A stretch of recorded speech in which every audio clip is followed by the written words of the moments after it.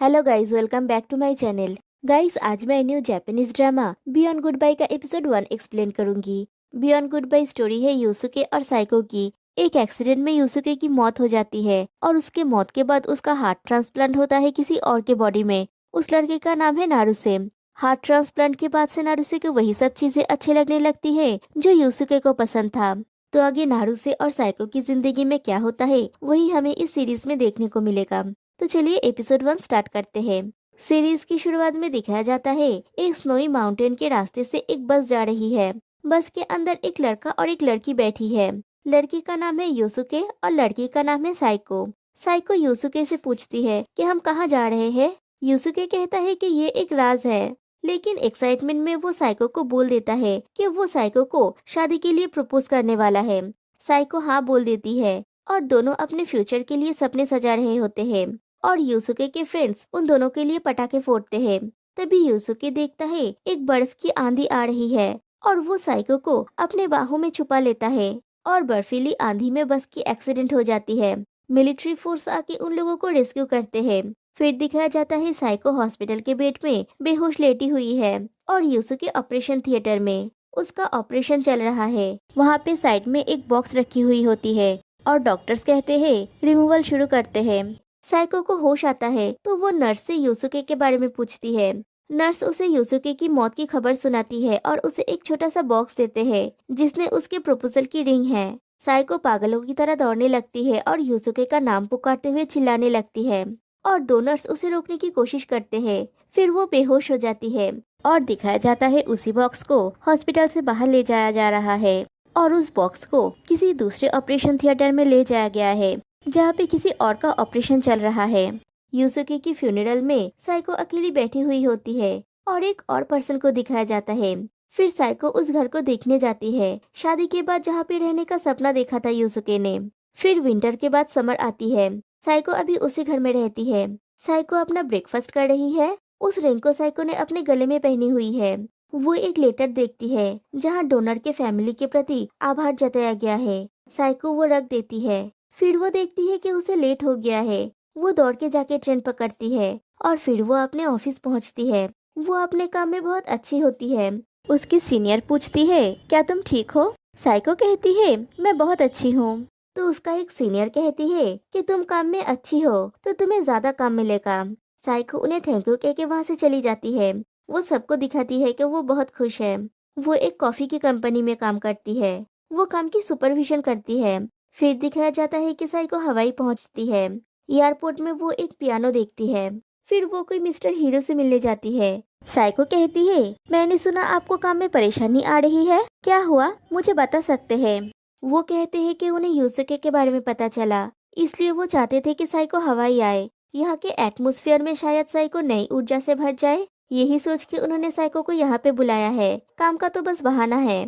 कहानी फ्लैशबैक में जाती है। साइको मिस्टर हीरो को बिजनेस डील के लिए राजी करने की कोशिश करते हैं, लेकिन मिस्टर हीरो नहीं मानते और उसका प्रपोजल रिजेक्ट कर देते हैं। साइको उदास हवाई के एयरपोर्ट में बैठी हुई होती है वापस जापान लौटने के लिए। तभी वो एक लड़के को एक पियानो प्ले करते हुए देखती है।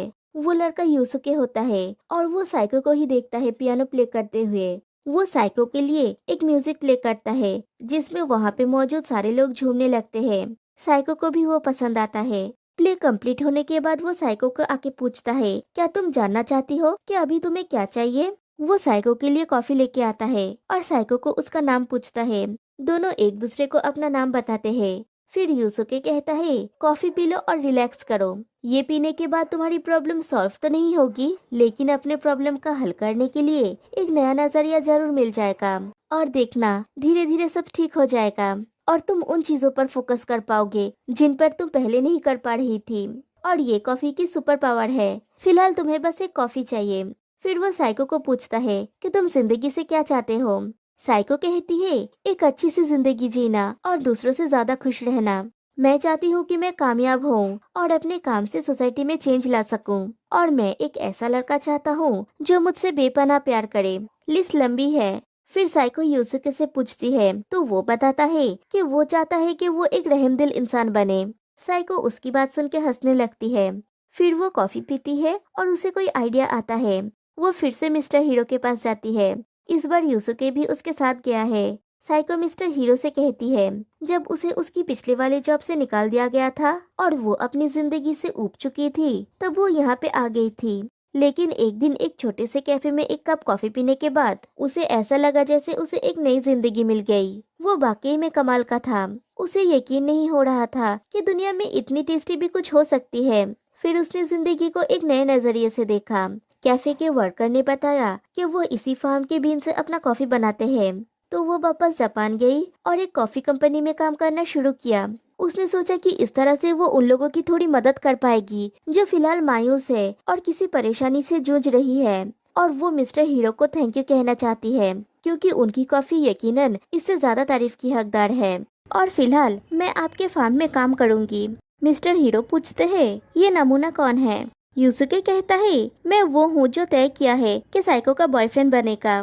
फिर साइको और यूसुके मिस्टर हीरो के फार्म में काम करते हैं और फिर मिस्टर हीरो साइको के कंपनी के साथ काम करने के लिए मान जाते हैं। फिर यूसुके और साइको अच्छे दोस्त बन जाते हैं और दोनों साथ में हैंग आउट करने लगते हैं। साइको यूसुके से कहती है मैं तुम्हें अपने बारे में कुछ भी नहीं बताने वाली और मैं भी तुमसे नहीं पूछूंगी। मैं बस तुम्हारे लिए साइको हूँ क्योंकि मैं तुमसे उस वक्त मिली जब मैं बहुत उदास थी, वो भी एक अनजान देश में। मैं ऐसा नहीं सोचना चाहती कि ये एक करिश्मा है क्योंकि ये थोड़ा सा अजीब है और मैं खुद को उलझा के रखना नहीं चाहती। इसलिए हम मजे जरूर करेंगे लेकिन ट्रेवलर्स की तरह। और एक दिन रात को यूसुके साइको को उसके होटल तक छोड़ने आता है और उस दिन फर्स्ट टाइम वो लोग सेक्स करते हैं। साइको कहती है तुमने सही कहा था, तुम वाकई बहुत रहमदिल हो। नेक्स्ट डे दोनों बीच पे जाते हैं। यूसुके कहता है मुझे लगता है कि हम एक दिन फिर से जरूर मिलेंगे, भले ही तुम मुझसे दूर जाने की कितनी भी कोशिश करो, लेकिन देखना घूम के तुम मेरे पास ही आओगी क्योंकि ये दुनिया गोल जो है। अगर हम दोबारा मिले तो ये किस्मत का इशारा होगा और इसके बाद तुम्हें मेरी गर्लफ्रेंड बनना ही होगा, वादा करो। और साइको वादा करती है कि वो उसकी गर्लफ्रेंड बनेगी। फिर टाइम स्किप होता है। साइको फिर से काम के सिलसिले में एक और जगह पे जाती है। वहाँ पे फिर से उसे यूसुके मिलता है। यूसुके पूछता है तुम्हें अपना वादा तो याद है ना। साइको कहती है याद है, तुम्हें पता है मैंने तुम्हें बहुत मिस किया, मुझे तुम्हारे नाम के सिवा और कुछ भी पता नहीं था। और रोने लगती है। फिर वो दोनों कपल बन जाते हैं। कहानी प्रेजेंट में आती है। साइको उसी सी बीच में टहल रही होती है।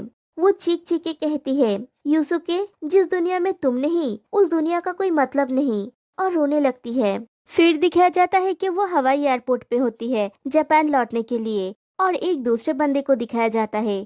वो उसी पियानो के सामने जाके बैठता है और वही धुन बजाता है जो यूसुके ने बजाया था साइको के लिए। साइको ये धुन सुन के मुड़ के देखती है और दौड़ते हुए उसके पास जाने लगती है। और एक वॉइस ओवर आता है जो उस डोनर के फैमिली के लेटर में लिखा था कि जो भी इस लेटर को पढ़ रहा है ये उसके लिए है। रूल यही है कि मैं आपको अपना नाम नहीं बता सकता। समझ में नहीं आता कि मैं अपने जज्बातों को लफ्जों में कैसे बयां करूं, इसलिए मैं सिर्फ यही कहूंगा कि ये जिंदगी जो मुझे अब मिली है उसके लिए मैं बेहद शुक्रगुजार हूँ। और मैं दिल से उसके लिए दुआ करूंगा जो इस लेटर को पढ़ रहा है कि इस दुनिया की सारी खुशियाँ आपको मिले। अगर मुझे कभी भी आपके लिए कुछ भी करने का मौका मिला तो मैं आपकी मदद जरूर करना चाहूँगा। जानता हूँ मेरा ये कहने का हक तो नहीं है, लेकिन इस दिल का क्या करूँ जो साला मेरी सुनता ही नहीं। और उस पर्सन का चेहरा दिखाया जाता है जो पियानो बजा रहा था। वो नारू से होता है। और यहीं पे बियॉन्ड गुड बाय का एपिसोड 1 एंड होती है। तो फिर मिलते हैं नेक्स्ट वीडियो में, तब तक के लिए बाय बाय।